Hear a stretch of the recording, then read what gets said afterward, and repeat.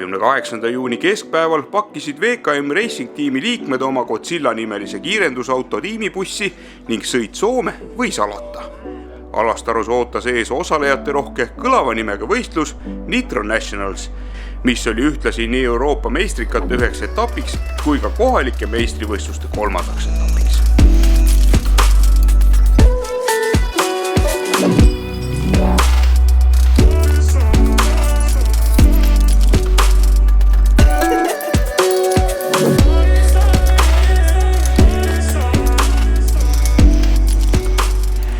Kuule, tundub meie mõõta alavat, mida nad maha tõmbavad. Vale marka. Ei, vahet pole. Vaata, kui ilusad kuradi tipp-toppi. Anna tasemele. Kui tuleb ise välja. Vaat see on äge asi, on. See on vabaks lasta maad. Ei ümber jälle.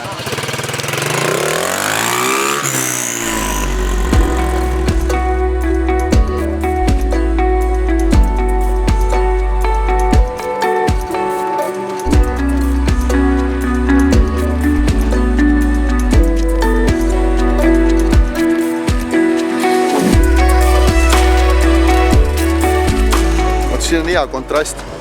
Kui me 2 esimest etappi tegime motopargis ja rehvi maha, ütleme teekatteks ja hõõruti mingitest vanadest juustudest, mis olid juba riie väljas, siis kui sa vaatad siin ringi, siis see on Euroopa meistrivõistluste etapp. Kuuldavasti on isegi Inglise mehed seda rada tegemas siin. Siis tuttuued kiirendusrehvid, ma mõtlesin, et lähen öösel võtan endale, mul oli just paar tükki vaja. Vedelevad nurgas ja mehed tõmbavad maha ikkagi nagu väga ägeda agregaadiga ja siis kuuldavasti pidamine on siin täna parem juba kui kunagi on üldse olnud stardi koha peal, eks ju. Aga elu näitab, eks siis homme on näha, et plaan oli selline, et kõik mängu kohe algusest peale, et saaks selle siduri nagu reguleeritud selle raja järgi ja ma arvan, siis hakkab tulemus ka tulema. Ma just panin ta sinna kuradi kurdi. Nyt on mukana jo. Joo, mä tiedän, mutta näyttää hepposilta sit se, että ei ole sääntöjä, mutta ei ole hyvä. Läks tegelikult väga super hästi, et me saime tehnilise tegelikult täna tehtud, muidu homme hommikul kell 8 oleks nagu kehva all minna sinna ülesse köi otsas. Täna, mida varem sa autoga siin oled, seda tõenäolisem on, et sul nagu keegi tuleb siia koha peale sinu boksi ja teeb selle ära, nii et meil on kleps peal, auto on üle vaadatud, kõik ettekirjutused on täidetud.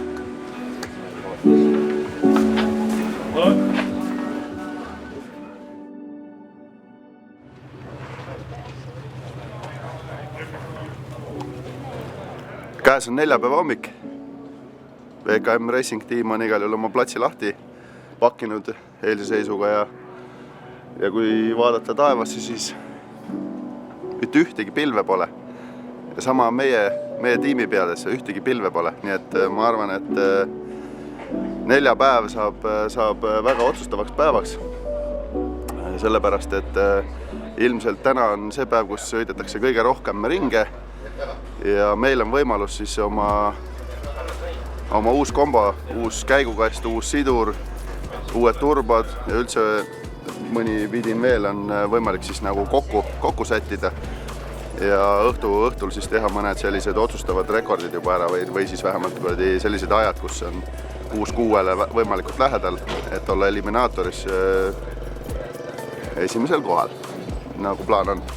Ja selja taga on siis 2 etappi, kus esimesel me võitlesime nagu tõsiselt selle pidamisega, seal ei ole absoluutselt mingit pidamist ja võin öelda, et meie kodustel betoonradadel on ka parem pidamine, nii et teisel etapil oli lootust rohkem, et meil on võimalus, et rada on parem ja proovime siis sama seadega. Tegelikult väga palju parem ei olnud, aga meil nagu õnn soosis meid ja me võitsime selle etapi ära ja tulime punktidega siis teistele järele.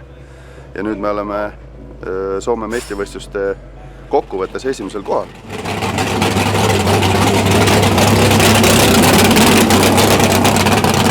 Ma olen vanaks jäänud, vaata, mu tervis ei kannata enam välja seda metanoli.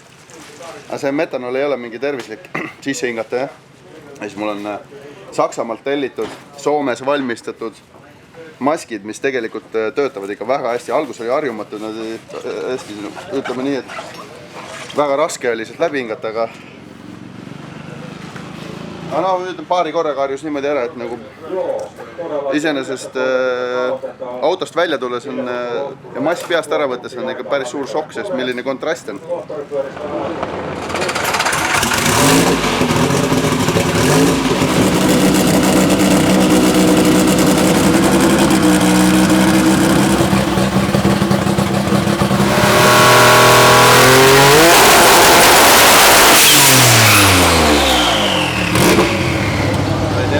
Igale poole 5 kilti otsa siis.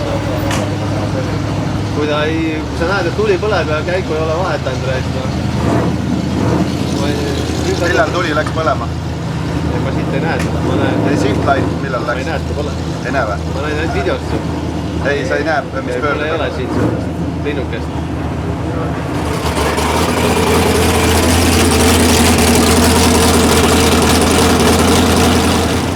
Kõige kuradi keerulisem on seda shift light'i näha läks. Saan aru, mis asi. No seal ju motopaaris käis kuradi roolimine terve tee, ma ei saanud mingisugust keskendumist, et ma vaataks mingeid asju. Võitlesin selle kuradi autoga, aga nüüd ma võib-olla saan ikka teha. On näha küll. Peaks mõned asjad siin ära muutma veel. Siin on tegelikult kompiturbod. Ja peale paari sõitu muutub siin ka midagi, et ilmselt tuleb ära muuta. Aga no pärast teeme ühe korraga, mis hakkad ühelt poolt nurgast muutma, muudan pärast need rekordid ka ära. Mis sa arvad, mis nüüd esimese sõiduga saab siis? Väga raske on ennustada, aga ma arvan, et me saame nagu teada, mis settingu me peame sidurile panema, mis seade me peame veermikule panema, kuidas nelilink vedrustust reguleerima peaks, kuidas amordi jäikust, nii compoundi kui reboundi, et siis sisse-välja käiku. Ja mis võimsusega startima peaks, vaata seda me saame kõik teada. Lisaks sellele me saame lõpuks proovida ära, kui rada peab, siis saame proovida ära kõik käigud, vahetada neid õigel pöördel. Ja siis teeme uue plaani, tegelikult muud plaani praegu ei olegi, teeme väikse testika lihtsalt. See ei ole uus mudel. Uued mudelid on oluliselt õhema materjaliga, et mingi nanotehnoloogia, mingi, ma ei tea, kosmoseteadus. Need on palju õhemad kui minu 7-kihiline, eks ju. Aga nende üks hea pluss on see, et kui peaks üle katuse käima või juhtuma mingi avarii, siis tegelikult need on ju väga head pehmendused, et tegelikult siit midagi naljalt läbi ei leika. Aga seda on kiidetud Ameerikas ja, et tehke neid moodsaid tulekindaid ülikondasi ja õhukesi, aga kui avarii juhtub, siis on õnnelikum ikka vanakoolimees, nii et hui.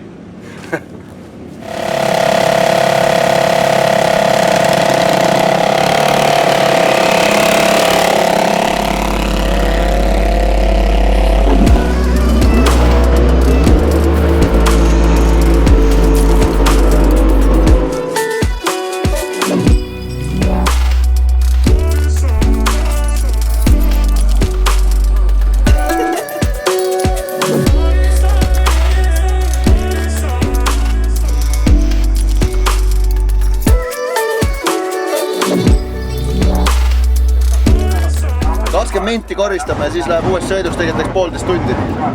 Reaalse elus me läheme nüüd vasakule rajale sõitma ükshaaval, nii kaua kui parem kuivab. No vahet ei ole, peast saab sõita. Kõht on tühi. Tühja kõhuga ei minda starti.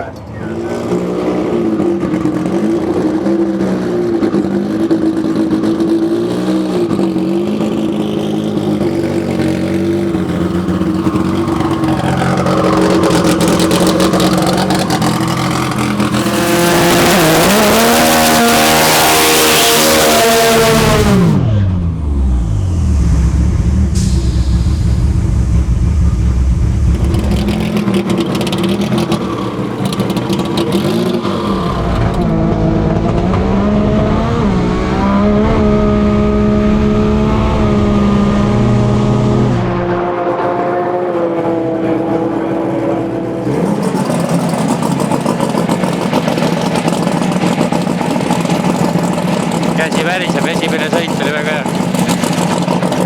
Midagi juhtus seal tagasilm, midagi teeb hääl. See on võib-olla sealt üle mingi natsile 3 paari. 20, juba läheb 20 kilti on veel muud. 20 kilti on veel puudu.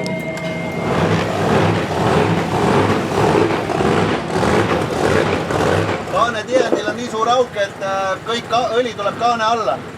Head põlema läinud. Kaane alla. Jaa, vaata, ma ütlesin, et vaata, nüüd selle auku pole tihendil, vaata, suur auk on sees. Kõik õli tuleb kaane alla, nüüd on kõikide küünalde tihendite vahelt igalt poolt on tulnud, nii et kui head põlema läinud. Ma kuradi olin Vinis, siis vennad olid kõik kustutidega ligi ja vaatasid, et ei ole pidurid ossa. Siis ma vaatasin, et ainult ossa, võta lahti, näed. Nüüd meil on, kuidas me piirame ära selle õli. See on ikka täitsa perdus. Ei, sinna tegelikult teeme see kõik ossas sinna, siis ma olin saanud seest vaatasin, et oi, see on kõik vaata õline. Et klapikampri kaane käib ilusti kõik korras. Mootor käib ilusti.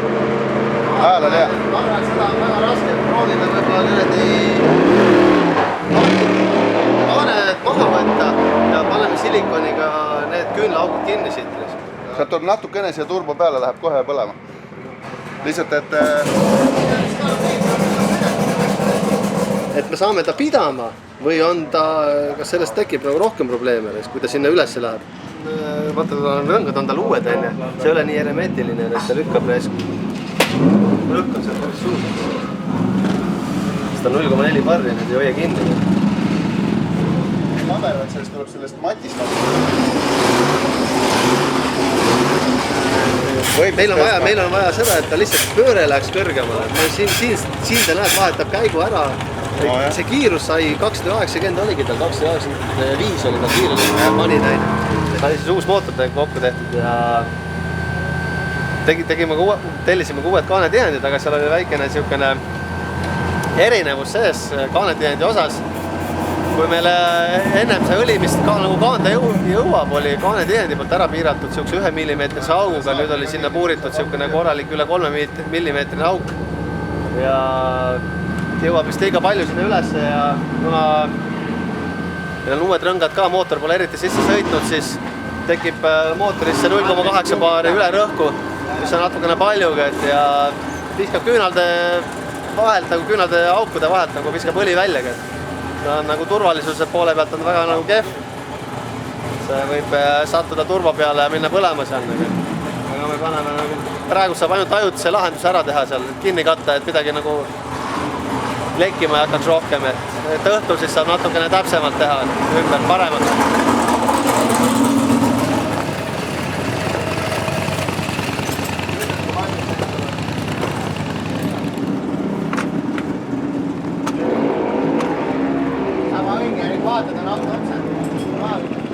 Paneme starti jõuda juurde ja proovime, et see auto läheks otse, mitte nagu vasakule.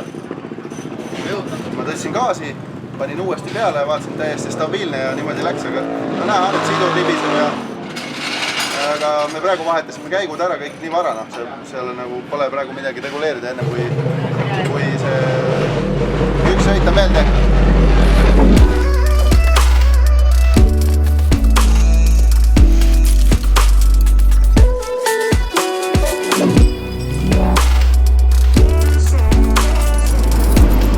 Me likvideerisime mõne probleemi. Idee poolest, kui gaasi ei peaks tõstma, siis number 6 on ees.